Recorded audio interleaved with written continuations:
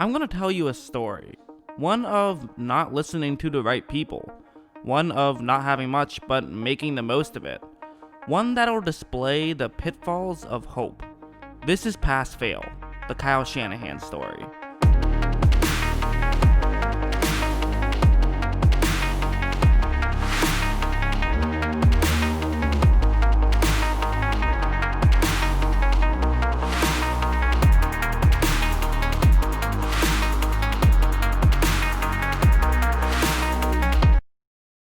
When Stanley Kubrick was directing the movie Full Metal Jacket, at a certain point, he was just really struggling to come up with how he wanted to end the movie. He pretty much had everything else in place, he knew what he wanted to do, but the ending itself he was really struggling with and trying to figure out exactly how it should end. So, at a certain point, he just called all of the crew members, including actors and even some catering guys, into a room and said, "Does anybody have an idea for how this movie should end?"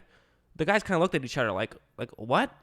My job is to make sandwiches. Why are you asking me? You're this famous director. I'm just somebody. I'm just a guy.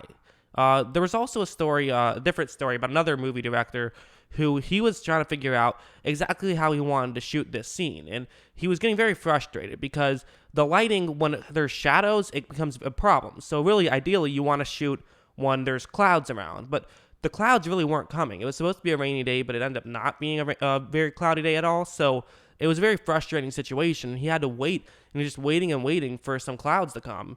And eventually, one of the lighting guys said, "Well, hey, what if we just shot behind that building right there? The shadows would overtake it, but there's still plenty of light."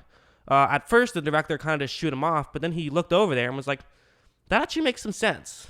Sometimes you can trust somebody that maybe isn't someone you typically would think is a super smart person. Sometimes just getting advice from anybody can be a pretty good thing. Sometimes if you own an NFL team, it might make some sense to ask your head coach or your offensive coordinator what they think about a certain quarterback."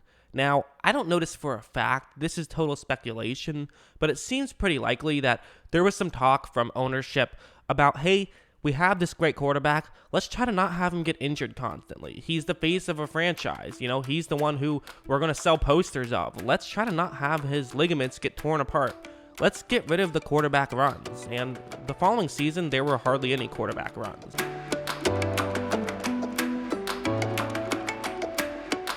So now, when you want to run a screen pass to the outside, it's a lot easier to cover. Watch how right when the ball is snapped, that Carolina Panther, the ball is still in RG3's hands, but he's completely turned away from Griffin. He's going over to make sure that he's taking away a potential screen pass, and he is able to run over and make a very quick tackle. Those kind of things were more difficult to pull off. It's a lot easier when teams are incredibly afraid of a run up the middle or a run at least close to the offensive line where you can then spread things out. And typically those things, at least at the very least, can set other stuff up. But now there isn't much else to set up. It's just going for a loss of yards for nothing. And Griffin, quite frankly, he was great in the read pass option, but it's a lot easier to make a read when you only have two options than to decide whether to throw a ball somewhere or do something completely different. Like a play like this, it's a cover two man, and he has a receiver running deep over the middle. So, this is the route that can work, but it also might not. You kind of have to wait and see after the ball is snapped if it's a play you shouldn't make. And after the ball is snapped, it clearly isn't, but Griffin throws it there anyways, and it's an easy interception for that Philadelphia defender. Again, just a bad decision by Griffin, and this is the kind of thing where, he's a young player, he's going to make some mistakes, and he didn't even really get to have a traditional rookie season last year because of how unique that offense was run. But now with this new offense, it's not quite so simple to be able to make those types of plays. Simply put, Griffin is now trying to become a completely different quarterback than what made him the rookie of the year prior. And honestly, the whole offense was this way. This wasn't a great offense. This was an offense that got a great player last year. Like on this play, it's going to be a cover two man, and that's a great route against cover two man. So this is where Griffin wants to throw it to, which makes some sense. This is where he should want to throw it to you. This is what should work. This type of route should work 9 out of 10 times, and it wouldn't. It would get completely covered up, and a Philadelphia defender was easily able to make a play. That Washington Redskins receiver was trying to say that there should have been a flag there, but there really shouldn't have. It was just not an ability to get open, and you have to be able to get open on those types of plays. Again, a traditional offense, it's just not working too well for RG3. A traditional running game wouldn't work too well either. I mean, part of what made the running game so successful was because you had to fear Griffin, which would always take an extra defender out of the play. But now that you're not really afraid of him because he doesn't run the ball too much, it makes things a lot easier. Like on this play, you're going to have two offensive linemen, both at some point will be blocking a certain Green Bay defensive player, the one who's lined up with the center right there. You know, the center blocks him for a second just to allow the guard to make the block. Then the center will move up to block that Green Bay player right there. It's kind of a tricky block, but typically on a running play, you do need someone to make a tricky block. However, the center just completely whiffs, doesn't even realize that he allowed the linebacker to run straight by him, which creates a run for no gain. I mean, the offensive line wasn't that complete. It wasn't a very great offensive line. It was just good enough given the system that it was in. And they couldn't build their roster that much more because they had given up so many draft picks to get Griffin in the first place. Another thing they would do would be something like this, where it's going to be a cover one blitz right now, and you have a receiver running a route that's pretty good against this type of coverage, although it will take some time to develop. So with the blitz, that could be a problem. So Griffin, he's going to wait to see if that's open. But by the time it finally looks like it might get open, he has no time left. He isn't really able to get it there because of the pressure. Again, a better offensive line maybe holds there, or a receiver who can get open more consistently so he doesn't have to wait for something long to develop can happen. Well, that can also work out well, but neither of those two things could happen. I mean, this is the problem with when you have a quarterback who his best attribute is his running ability, and you take that away. You can't really be that successful. Griffin wasn't doing very good at throwing down the field, and he noticed it because he stopped doing it. Like on this play, it's going to be a cover one hole right now, so, you can't throw over the middle, but they have a receiver running a route towards the sideline. That is a route that can work. It's kind of a high degree of difficulty, but if the receiver can get open, there definitely can be a window where you can make this throw. Again, far from an easy throw to make for sure, but not a super difficult throw to make either. However, what's going to happen right here is that the receiver does get kind of open, but Griffin just doesn't want to take that chance. And you can honestly even argue that that's the correct decision for Griffin, but it's because he doesn't necessarily have a great accurate ball down the field. Typically, his deep balls weren't necessarily the most accurate, but he just could get it down there, and because teams were so focused on other things, the windows would get wider, meaning that he would be able to make those throws. When you run an RPO-style offense, you don't need your quarterback to be super accurate. You just need them to be able to run enough to widen the windows and then be able to make the throw through those windows. And this line wasn't good enough to really protect him in a traditional offense either. Like on this play, it's going to be a cover one blitz, and he has a receiver running over the middle. So that's where he wants to hit. And again, as you can see on paper, this route could definitely work out. It's a route that it cuts, it goes over the middle.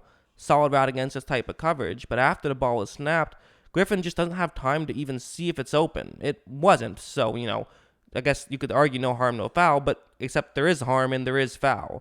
The ball got knocked out, and the Broncos were able to recover. So a very bad play, and a bad play set up because you're now running a system that is not built for these players. Again, I don't know for a fact that there was management or ownership that were saying that Griffin couldn't be taking any more hits, but quite frankly, I can't imagine the contrary was true because he got hurt so much his rookie season, but was so good when playing. There's no way that the Shanahans would have saw this and said, you know what, let's just try to turn him into a traditional quarterback. At least early on, they would have stopped it if this was their idea, and they would have gone back to the RPO-style offense. But they were afraid to. They really did not have too many design runs. Griffin still had about the same amount of runs as he typically did, but this is because he's scrambling a lot more. So either way, he's still going to be taking those hits, but the difference here is that you're not getting the benefit out of the RPO-style offense. There's kind of this constant debate of what is the better thing to do with a running quarterback. Without a doubt, the best way to injure a starting quarterback is to run a designed run with him, but at the same time, you don't want to just turn him into a regular pocket passer because you can't win that way. So they decided to do it this way. I don't think it was Kyle Shanahan's fault, but regardless, this would be the end of the Shanahans in Washington. Griffin in one season went from new face of the league and superstar potential to a bust. And this would be the end for the Shanahans in Washington. They would both get fired after this season. For Mike Shanahan, this would be the end of him altogether. This would be the last time we would see him as a head coach, which is pretty crazy to think about. He first became a coach of some sort in 1975, which means that he had 38 years of experience under his belt, and yet the front office still decided, you know what, we're going to make sure that we protect our next face of our franchise, so let's not run him into the ground. He got fired because of a decision he didn't even make, and his son along with him. So after the Redskins cleaned house, Shanahan needed a job, and he was hired by the Cleveland Browns. This is a team that maybe not necessarily is the ideal situation to go to. Cleveland has been losing for a lot of time and didn't necessarily have the most talent on their roster. They had some pieces, for sure. Joe Thomas, Hall of Fame left tackle. They had Andrew Hawkins, Taylor Gabriel, so a couple of fast receivers. Isaiah Crowell, not a terrible halfback. And Brian Hoyer was their quarterback. Kind of a journeyman veteran type, so not necessarily the ideal situation, but I guess not a totally atrocious one either. But Shanahan was definitely going to have to find a way to make these things work. And so the first game against the Steelers, he was really going to try to show what he could do, because this is a huge game, and you know what? You only get one chance to make a first impression. One shot.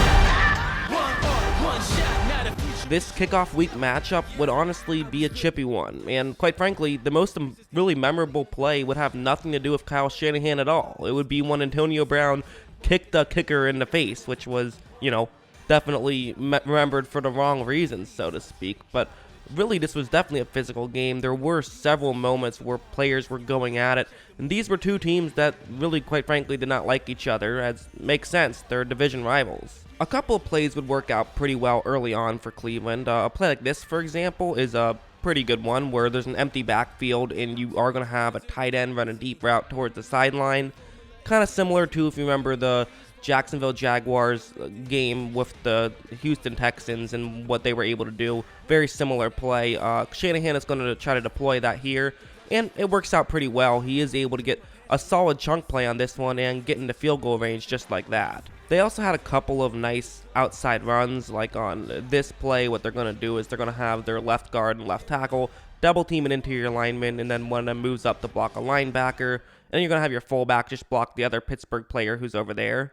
And as you see, this run works out pretty well. Their back is able to take it pretty far and even cuts back to the middle and gains even more yards. That cut back to the middle worked out pretty well. But, despite a couple of good plays, for the most part, this game wasn't going too well for Cleveland. I mean, the first half was all Pittsburgh, as with the exception of that one field goal, Pittsburgh actually went up 27-3 in the first half. So, kind of more of the same. Cleveland getting destroyed by the Steelers.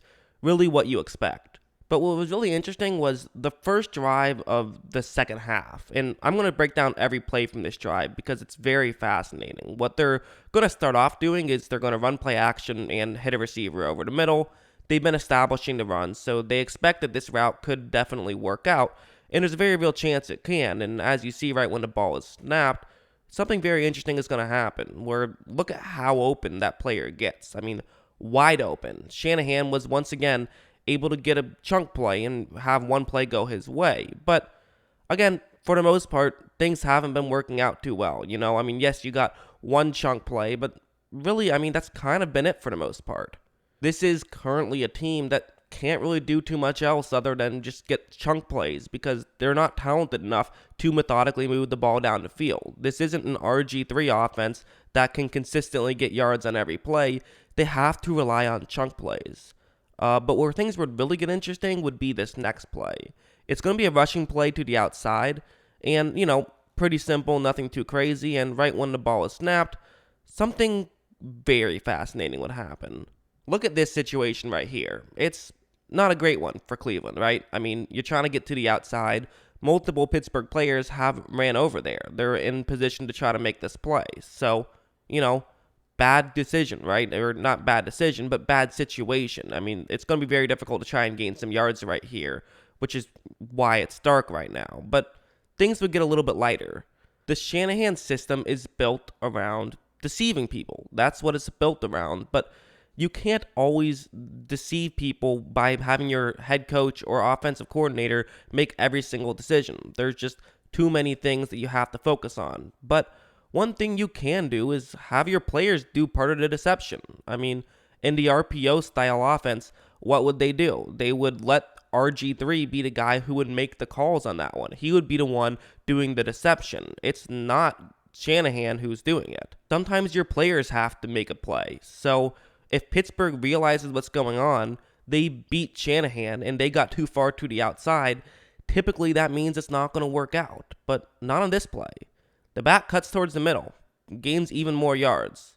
Kind of a good run there. That was Terrence West, who had an okay NFL career. He played for 5 seasons, racked up nearly 2,000 yards, and he really only had 465 rush attempts, but debatably none bigger than this one.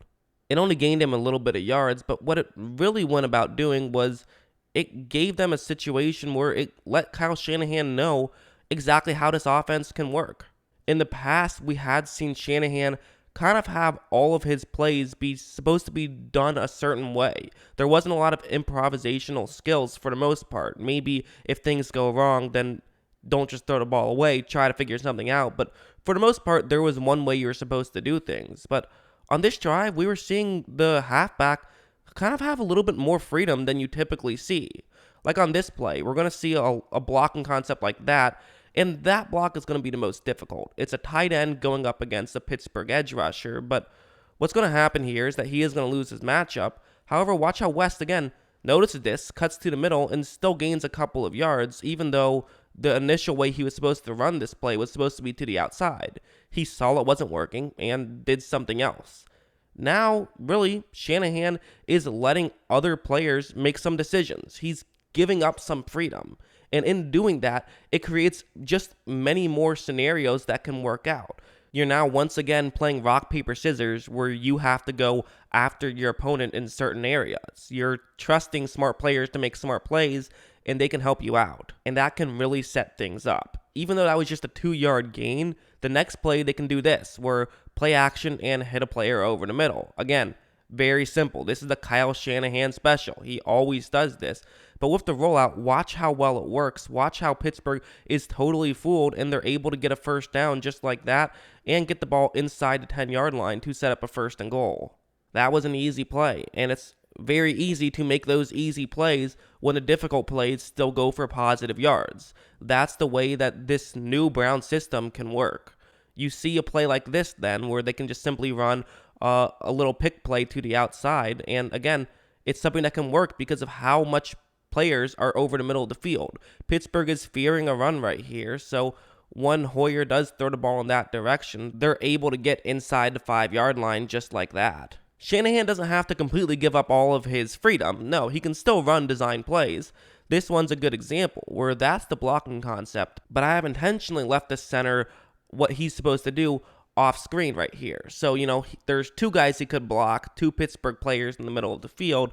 You expect he's going to block one of them, and a halfback will simply just follow him and try to get into the end zone that way. But what's really unique about what he's going to do here is he is going to run out to block the player closest to the left that's on the middle of the field, but the back fakes as though he's going to go to the right, then goes to the left and is able to get into the end zone for a touchdown. Clever play call by Shanahan, and again, when your bad play calls are still going for positive yards, your good play calls can really work, and this can turn a system that was working out okay into a system that can actually win you football games, even if you don't necessarily have the most talented roster. I mean, take a play like this later on in the game, where it's a cover 2 zone, and you have Taylor Gabriel running that route right there.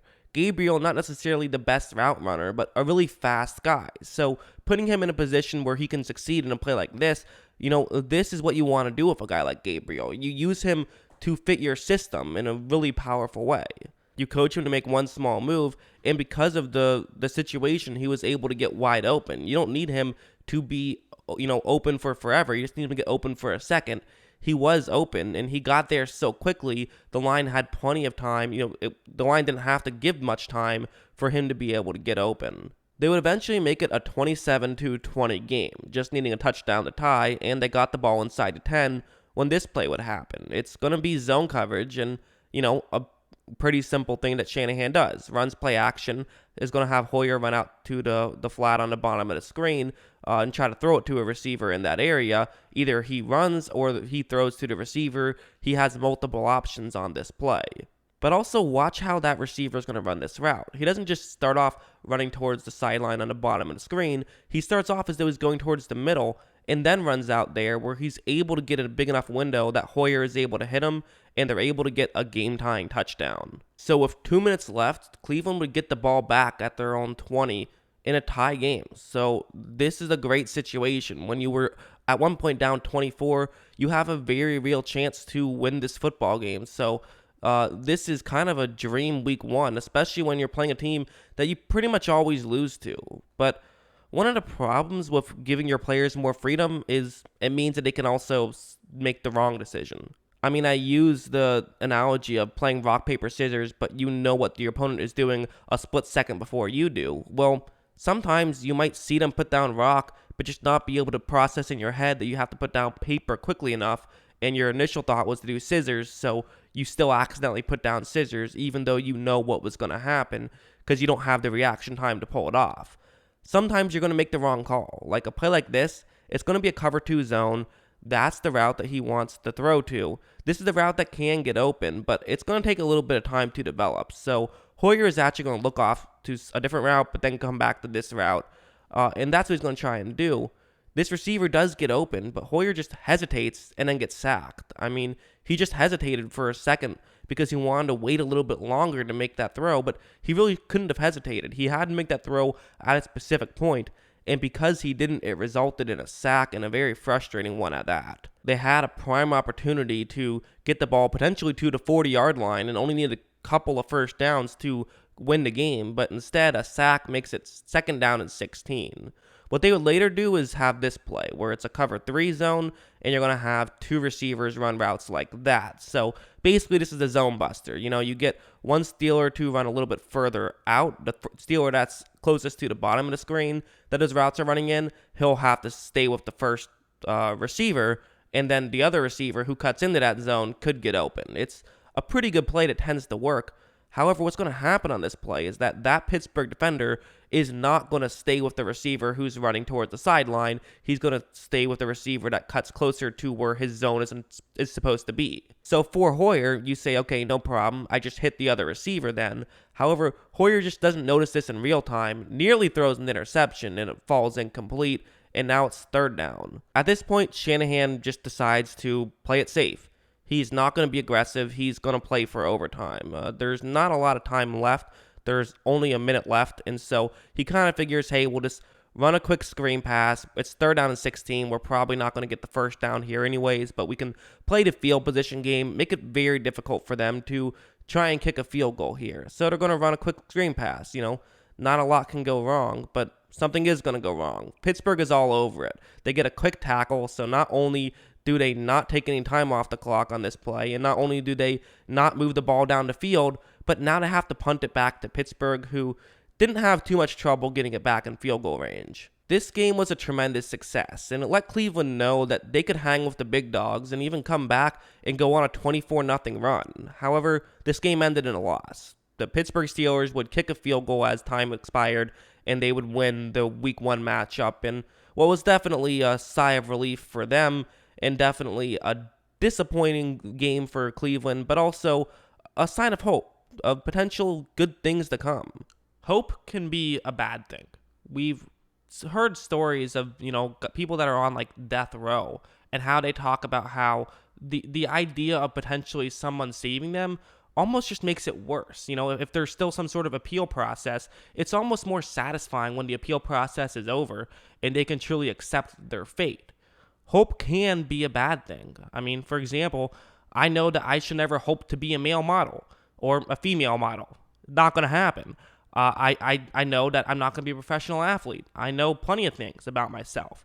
I've become a YouTuber. I think that's pretty great. I really enjoy it. This would not have ever happened if I was going out and trying to see if I could kick field goals. I would never have been an NFL kicker. Sometimes if you hope the wrong thing, it can be a bad thing.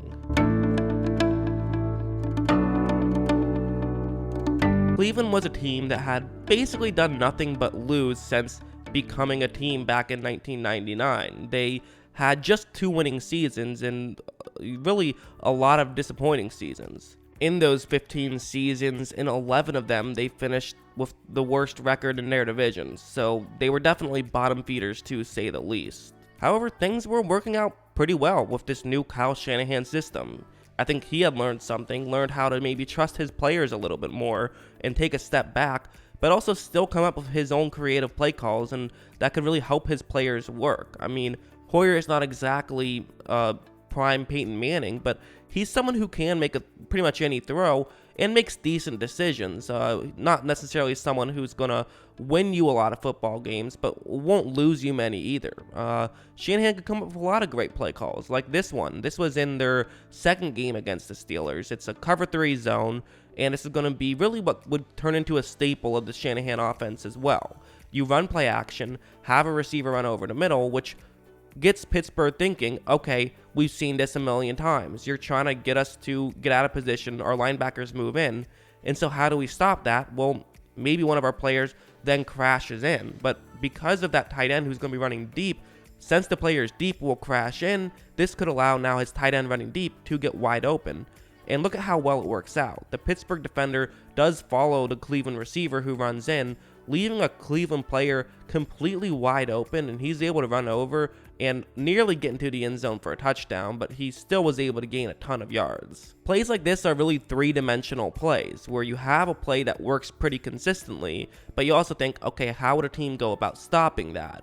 And once you figure that out, you can figure out your next plan of attack, and so this is just them building off of the foundation that's already in place.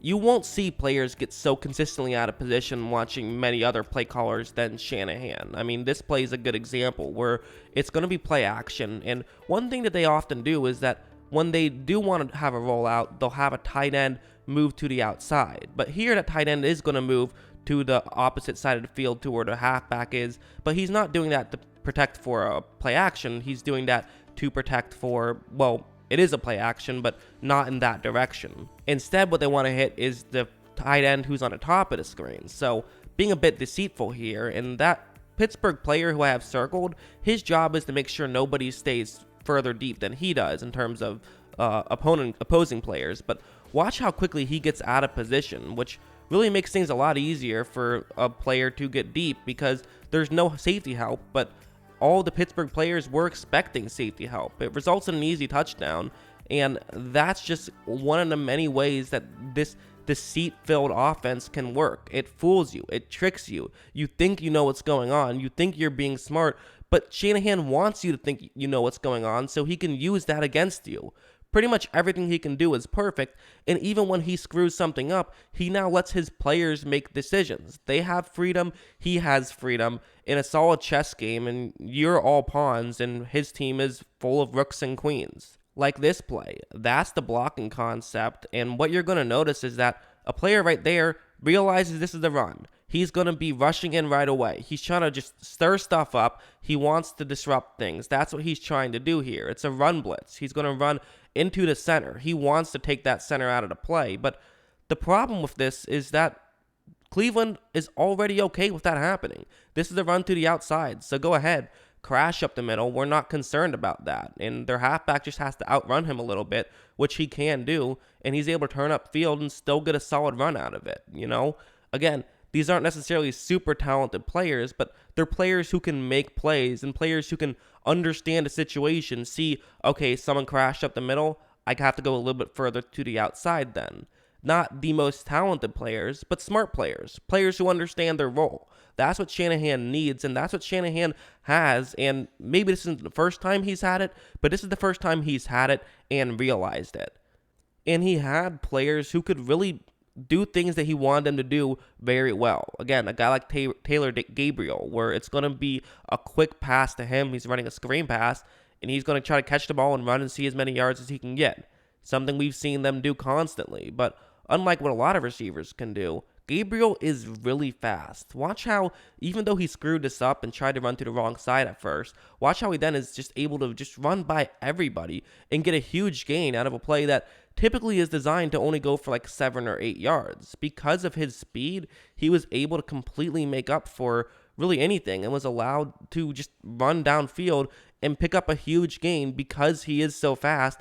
He's so good at those types of plays. You now have people that fit this system well. It's not just him using smoke and mirrors and, every player is the same chess piece. He has different chess pieces and he's putting them in positions where they can be utilized properly. I talk about building off of the foundation. This is another example. It's play action, but with a twist. You have that player who's on the top of the screen act as though he's running over the middle, but then he's going to run to the outside. I think you guys kind of realize now why this is so smart. You, again, get your opposing team to think one thing's happening, but then something completely different happens. And so when he runs play action, then that receiver cuts over the middle, but gets back to the outside and gets even more open than he already would have been. And they're able to pick up a huge gain once again. That was, once again, Taylor Gabriel, who did a pretty good job on that play.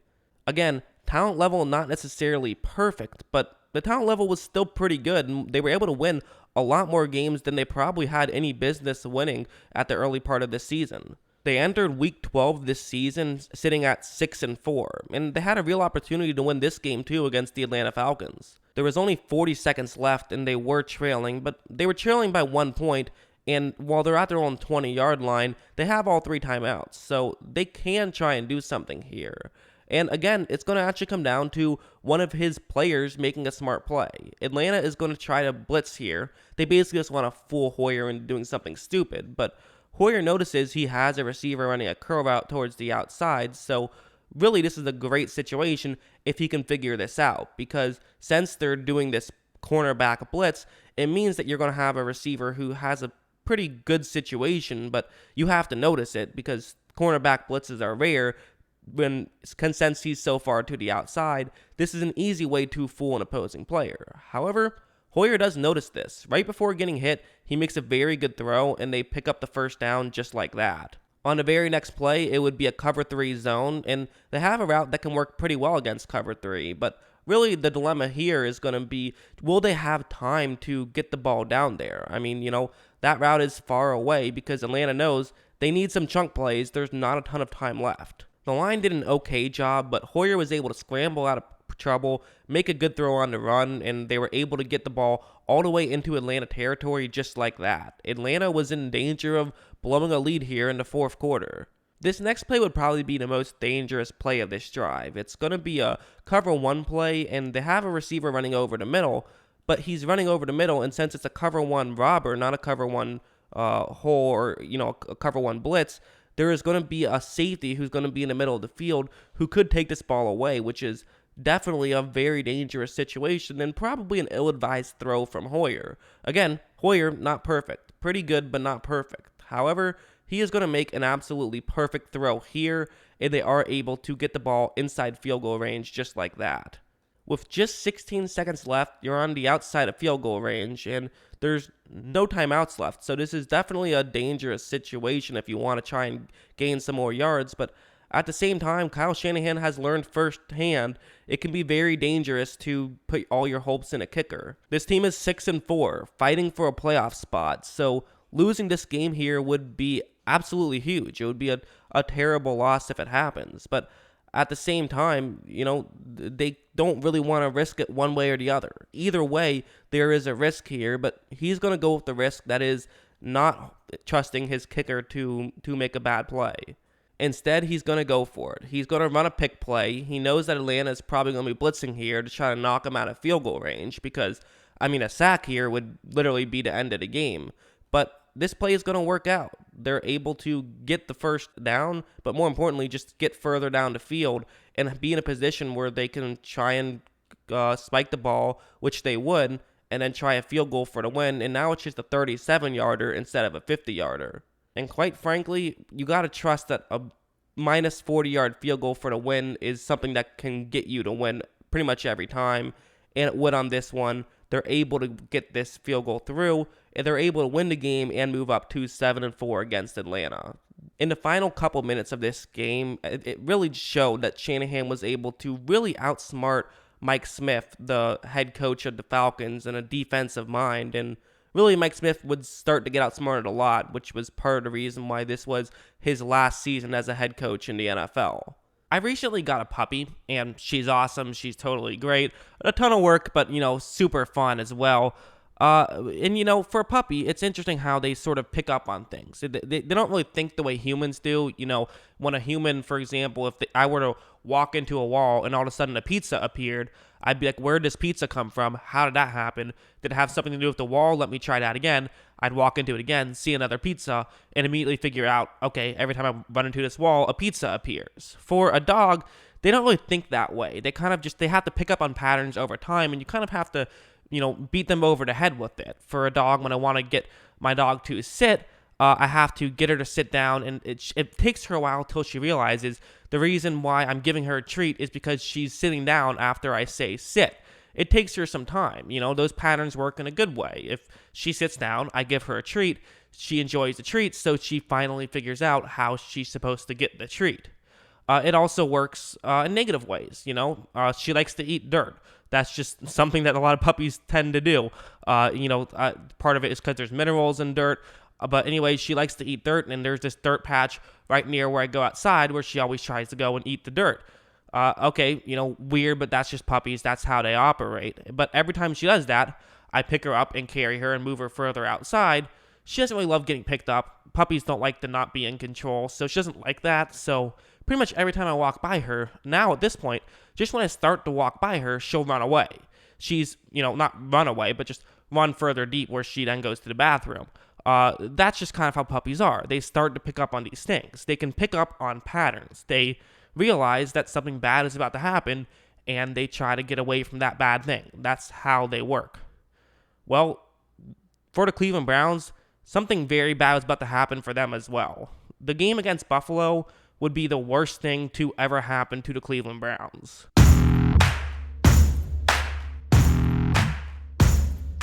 This game would be a mess from start to finish, really. I mean, this would just be one of those blowouts, which, is unfortunate, but the Bills were actually pretty decent this year. They finished 9-7, which wasn't quite enough for a playoff berth, but they were a pretty good team. So losing to a near playoff team, not the end of the world. But really, let's get into what went wrong, and then we'll talk about why this game was such a disaster. So first things first, we would see Hoyer just make some wrong decisions. Like on this play, it's a cover 4 zone, and so there's a couple of routes that could work here. Typically the way you do this, as I've said before, is you have one route run through the middle, another route runs deep. Typically the route running deep is going to push somebody further deep, and then you can hit someone through the middle. But as we've also established, sometimes a player is going to crash in, and if that happens, you want to throw deep. And so right when this ball is snapped, you notice, what are you going to do here? Keep in mind, this is cover 4, not cover 3, so there is an extra defender in that area, but really, in this decision, you see that there's double coverage on both of these guys, really, but on the player who's running deep, he's also running closer to the sideline on the bottom of the screen. He's running at an angle, meaning that there is definitely a window where Hoyer could decide to make this throw, but he's going to instead throw it to the other player, which is certainly a regrettable decision. This one actually did work out. They were able to get the first down there, but I think this kind of just goes to show how Hoyer he was off today. He was not making the correct calls, and this plays another example of that, where this is going to be, really, that's the blitz concept. So, okay, there's a blitz here, a player is dropping back into coverage, a defensive tackle, so it's actually not a blitz, it's a 4-man rush, but they're getting creative with their concept of how they're trying to rush the passer.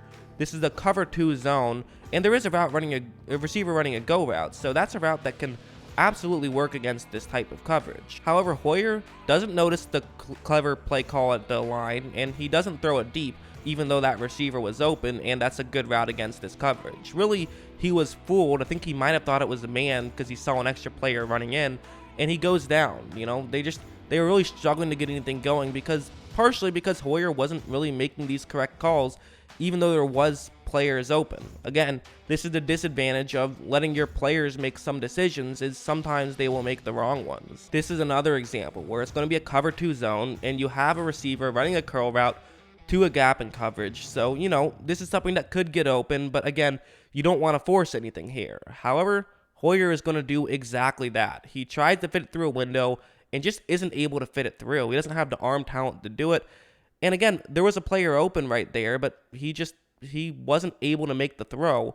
And that's kind of what this whole game was. It was just one of those burn to tape games for Hoyer. It happens. Hoyer is not a superstar. He is not going to always do tremendously well. So, Shanahan was probably disappointed in Hoyer's performance. But at the end of the day, Hoyer had been playing pretty good this season. You're not going to get too frustrated by it. However, since the game was a blowout and they had no chance of winning, they decided to say, you know what, we'll just pull Brian Hoyer at this point.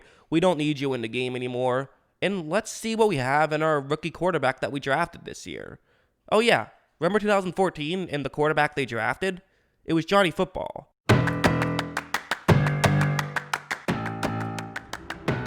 Johnny Manziel, aka Johnny Football, was a dynamic college football player. I mean, he dominated. He was incredibly fun to watch. A lot of it was his scrambling ability. He'd run around and find somebody open.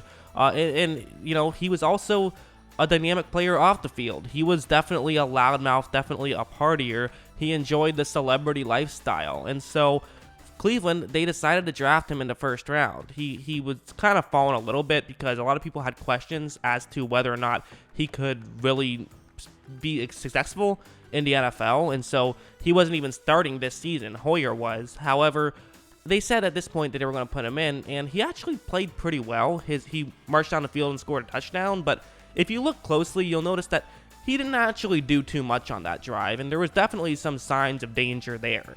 This play would be the first play of Manziel's career. What's going to happen is that it's zone coverage, and notice the coverage it is, where it's very much Buffalo is just trying to take away everything outside of what's over the middle of the field. They're okay with giving up a 10-yard completion. They're up 17 points. There's 10 minutes left in the game. They just want to try to burn some clock. So if you have to take a 4 or 5 minute drive and you score a touchdown to make it a 2-score game, they're willing to concede that. They are fine with that. And right now, Josh Gordon is going to be running over the middle. So, perfect route against this type of coverage. This is kind of a dream scenario for Manziel. So when Manziel fakes the handoff, Buffalo players do move in, which widens up that gap over the middle. And it's a very easy throw for Manziel to make. Not to take, anything away from him. When you're coming in cold for your first NFL start, it's very difficult to be successful. So, make things easier on your quarterback. That makes sense. That's Shanahan's job. But also, it's worth mentioning, this is not necessarily a super difficult thing for Manziel to do. It's a rather easy play. Later on, we would face another zone coverage play, and this is what happened, where that's the route that Manziel is going to want to hit.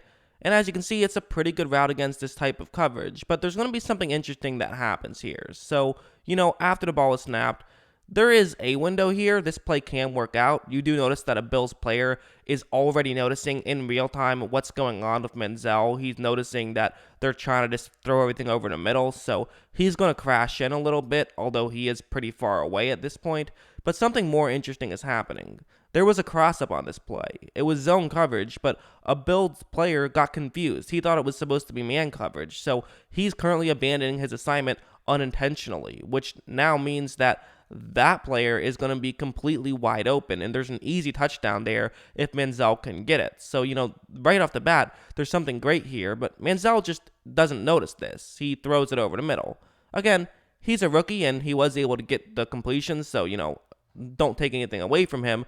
Worked out pretty well. The Bills defender, while he didn't notice it, wasn't quite able to get over there quick enough. But again, with a guy like Hoyer, he probably notices this. At least there's a much better chance he notices this and gets the touchdown.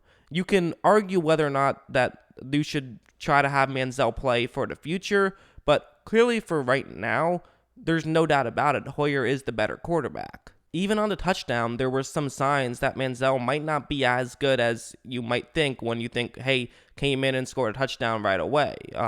This is the play. It's basically just a pick play where the halfback can get open. That's kind of how this works. But watch what happens right when the ball is snapped, and notice how a Buffalo Bills player is going to actually try to push a receiver away, which is a terrible thing. Now the halfback is going to be wide open, and Manziel can notice this and easily make a throw for a touchdown, but he's just not looking in that direction. He eventually does scramble, he runs and gets the touchdown, but he had to avoid a defender to make sure he got into the end zone, and it was just a higher degree of difficulty play than if he just threw it out to his halfback in the flat. And also, it's important to make sure that you don't take too many hits, as we've seen from the last episode.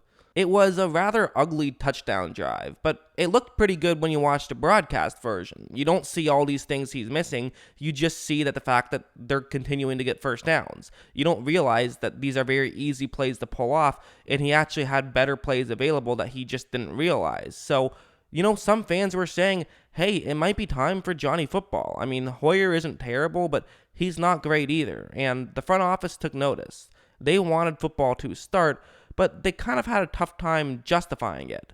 With Hoyer, they had one of their better seasons they've had in quite some time. He was leading them to a potential playoff berth, and with Manziel, it seems more like you're just preparing for the future. You don't want to give up on one of the better seasons you've had in quite some time. So it's definitely a tough decision to make for sure, and you can understand both sides of it. But after the next week against the Colts, when the offense didn't get much going either, Hoyer had another bad start. He had no touchdowns and 2 interceptions and didn't even break 150 yards. The front office kind of said, that's made our decision a little bit easier, especially when it was a game where they easily could have won. They had 2 defensive touchdowns, and despite that, they still lost 25-24. Yes, it's once again those pesky Colts that are screwing everything up. At this point, despite the fact that Shanahan still felt like Hoyer was the better option here, he was outvoted, and Johnny Manziel would get the start. And it would be the worst game you will ever see a quarterback play. I'm not exaggerating. I think this is the worst game I have ever seen a quarterback play. I think this was just absolutely abysmal and brutal by Manziel. Take a look at this play. Early on, they're going to say, hey, you know what? We have a good scrambling quarterback. Let's have him run the ball a little bit. Let's maybe not go too crazy. Let's not get him hurt. But, let's have him decide to run with the football. And that's what they're going to do. It's going to be this. So, RPO, that Cincinnati player, he's the one who's going to be on block. It makes some sense. And right after the ball is snapped, this is the situation. He ran up very quickly. So for Manziel, again, what is the mindset here for Manziel? What you want to do here is you basically say, if I can get around the edge rusher, then I keep the ball myself and get around the edge rusher. If I can't, I give the ball to my halfback. That's what you're supposed to do, but he just keeps it himself anyways for who knows what reason and takes a hit. Granted, that play was really played very well by that defender, so, you could say, hard to really blame him too much. And again, this is a good Cincinnati Bengals team. They, this was during their stretch where they were continuing to make the playoffs year after year. So they're not going up against scrubs, but still a bad play. Well, okay, for Shanahan, all right, that's maybe something that he can try to tap into, but that's not the system. He tried it with RG3. It didn't work out. RG3 kept getting hurt. He's not going to do it too much with another young quarterback. What he's going to do instead is just go back to the basics. Again,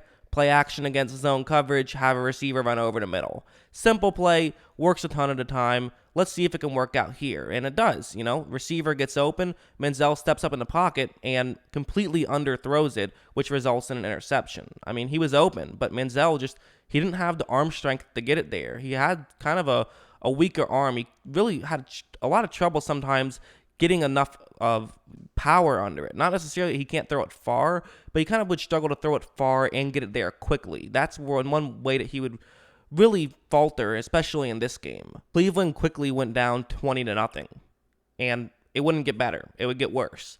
This play would happen in the future. Again, a couple of routes that could work against this coverage. It's going to be cover 3 zone. Either of those 2 routes could work. You're basically just going to have to wait and see what happens after this ball is snapped. And after the ball is snapped, you notice that the route over the middle is not working. Manziel should not throw it over there. So he needs to look over to the other receiver. That's what he should do. But instead what he's going to do is he's going to scramble despite the fact that there wasn't pressure. And then he tries to throw on the run, and he isn't able to make that throw because it was a much higher degree of difficulty than if he just turned his head and then made the throw. That's one of the main problems with Manziel is he's young, and he often will turn to scrambling as his second option no matter what, which you don't want to do. You want to go through some progressions, and ideally, you could look at both of those two guys and then scramble. But again, the game is just kind of moving too fast for him, which is understandable. He's a rookie quarterback. The game does move fast, and it takes him some time to get up to that speed. But in a situation where you were hoping that you can make the playoffs, this is just a very frustrating situation for a play caller, I would imagine. Losing to the Bills and Colts definitely hurt and made their playoff chances very minimal, but they weren't dead in the water either. They were 7-6. If they went out, they could end up 10-6. That's often enough to get you into the playoffs. So, if they could win out, this could be a good situation. They're not in a position where they had no chance of making the playoffs and might as well see what you have in Manziel. That's not a situation at all. But okay, if some of these deeper throws aren't working, let's just try and simplify some things. It's a cover 2 zone. Let's just have a receiver run just really underneath everything. Hit him, we'll gain some yards, whatever. Not too difficult. Just gain a couple yards, pretty simple play, right? Well, again, doesn't actually work out that way. Manziel misses this throw, too high. It gets intercepted. Just again, another play where as a play caller, there's not too much you can do with that. I mean, if your quarterback can't make a throw from 8 yards away, you're not going to be able to win the football game, and you're probably not going to be able to score any points. Not only would Manziel really struggle, but he started to get confidence issues, which is something that he certainly never had in college. I mean, watch this play. It's going to be a pick play. Should work out pretty well. This is a pretty good play. It usually has a high degree of success, and it's a third down and short. They just need a couple of yards. So really good play call here, and given this situation, and the player is going to get open, and Manziel just doesn't feel like throwing it there. Just instead decides to scramble, and it just lofts one up in the end zone, which gets intercepted, which means they don't even get any points on this drive. Cleveland didn't score a touchdown. They didn't score a field goal either. They got blown out, 30-0. Their dim playoff hopes had collapsed, just like that. This was a team that was on the verge of starting something, of really having a solid chance to do well, and the complete opposite would happen. Manziel was already controversial for stuff off the field, but on the field, there was no controversy. He was a mess. He was atrocious, and he had no business starting in NFL games, at least not at this age, for sure. He would actually get the start the next week, because at this point, the season is over. Let's just see what we have. Is there something here? And I think at a certain point, Kyle Shanahan said, enough is enough. After another rough start, he started calling some designed runs, something that has gotten quarterbacks injured in the past. A play like this, there's going to be 2 receivers that run out to block Carolina Panthers. Manziel runs out to the outside. That Carolina player is unblocked. It looks like an offensive lineman probably should be going out to block him, but maybe they're fed up as well and don't want to have to block for Manziel. Eventually, Johnny Football himself runs to the outside, again takes a stupid hit, and this would be the last we would see of him this season. He would be injured from it and would not come back. Now, do I actually think that Kyle Shanahan called this play to try and injure Johnny Manziel? And do I actually think that the offensive lineman purposely did not go out to block him because they really didn't care about him starting since he kind of ruined their playoff hopes? No, of course not. But I wouldn't blame them if they did. Quite frankly, Johnny Football had to be stopped, and the injury was the only way that they were able to stop him. Kyle Shanahan didn't want Johnny Manziel to be in the game, but the front office disagreed, and Manziel was put in. Johnny Manziel really had to be out there. There was nothing Kyle Shanahan could do, but his play calling was the only way he could take him out of the game. I don't think it was intentional, but I also do think that he wasn't necessarily feeling too bad when Manziel did sit on the bench and eventually leave the stadium. I do sometimes wonder what would have happened if they never started Manziel. If Johnny Manziel, maybe in that Buffalo game, just was completely terrible and they realized we have to stay with Hoyer. Or maybe Hoyer didn't have those couple of bad weeks and he was able to keep the starting job. Or maybe even they just realized, hey, we trust our coaches, so we're not going to make Johnny Manziel be the type of guy who is going to be our starter. I do wonder what would have happened. But since none of those things did happen, Kyle Shanahan, he cited that Johnny Football, him having to start, was the reason why Shanahan left. So part of me wonders that if Hoyer was still going to be a starter, or if they drafted somebody else, maybe they keep Shanahan there. Maybe he eventually becomes the head coach of Cleveland. maybe they're able to be the one who is going to Super Bowls instead of Kyle Shanahan. But it didn't happen.